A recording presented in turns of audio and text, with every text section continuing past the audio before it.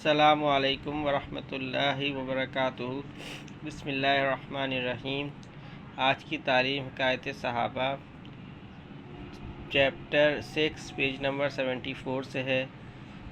ایک صحابی حضور اقدس صلی اللہ علیہ وسلم کی خدمت میں حاضر ہوئے اور بھوک اور پریشانی کی حالت کی اطلاع دی۔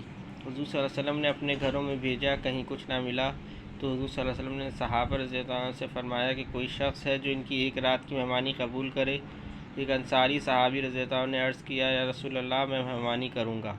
ان کو گھر لے گئے اور بیوی سے فرمایا کہ یہ حضور صلی اللہ علیہ وسلم کے مہمان ہیں، جو اکرام کر سکے اس میں کثر نہ کرنا اور کوئی چیز چھپا کر نہ رکھنا۔ بیوی نے کہا، خدا کی قسم، بچوں کے قابل کچھ تھوڑا سا رکھا ہے اور کچھ بھی گھر میں نہیں۔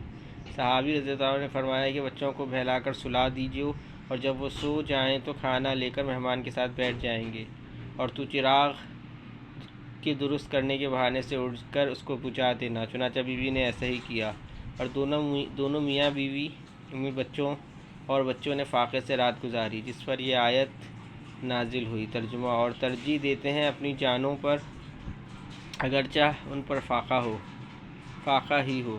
قائد مدرسہ فرماتے ہیں، اس قسم کے متعدد واقعات ہیں جو صحابہ رضی اللہ عنہ کے یہاں پیش آئے۔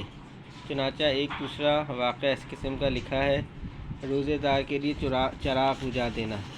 ایک صحابی رضی اللہ تعالیٰ عنہ روزے پر روزہ رکھتے تھے، افطار کے لیے کوئی چیز کھانے کی میسر نہ آتی تھی۔ ایک انصاری صحابی حضرت ثابت رضی اللہ عنہ نے تاڑ لیا، بیوی سے کہا کہ میں رات کو ایک مہمان کو لاؤں گا، جب کھانا شروع کریں تو تم چراغ کو درست کرنے کے ہیلے سے بجھا دینا اور اتنے مہمان کا پیٹ نہ بھر جائے خود نہ کھانا۔ چنانچہ انہوں نے ایسا ہی کیا، ساتھ میں سب شریک رہے جیسے کھا رہے ہوں۔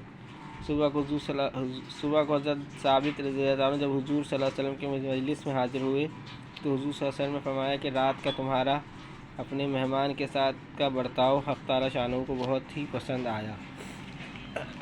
بس بھائی دوستو، جو کچھ پڑھا اور سنا گیا، اللہ تعالیٰ ان سب باتوں کو پڑھنے اور سننے سے زیادہ عمل کرنے کی توفیق نصیب فرما دے اور ان تمام باتوں کو دوسروں تک پہنچانے والا بنا دے۔ اللہ پاک نے نبیوں والا کام میری، آپ کی اور تمام عالم کے تمام مسلمانوں کی ذمہ داری لگائی ہے۔ خود بھی ان سب باتوں کو سیکھیں، عمل کریں اور دوسروں کو بھی اس کی دعوت دیں۔ اللہم صلی علی محمد وعلی آل محمد۔ اللہم اعنی علی ذکرک و شکرک و حسن عبادتک۔ اللہم حاسبنی حسابا یسیرا۔ اللہم ارفع عنا البلاء والوباء۔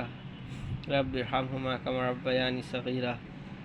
رب اغفر وارحم وانت خیر الراحمین۔